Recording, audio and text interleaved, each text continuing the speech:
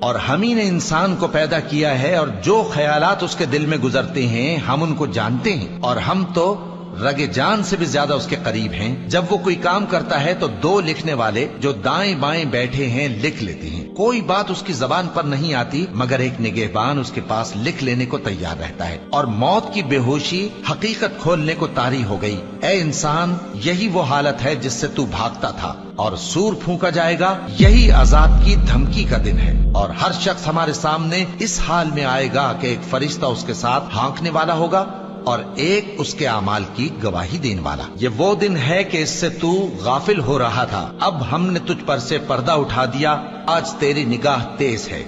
اور اس کا ہم نشیں فرشتہ کہے گا کہ یہ اعمال نامہ میرے پاس تیار ہے۔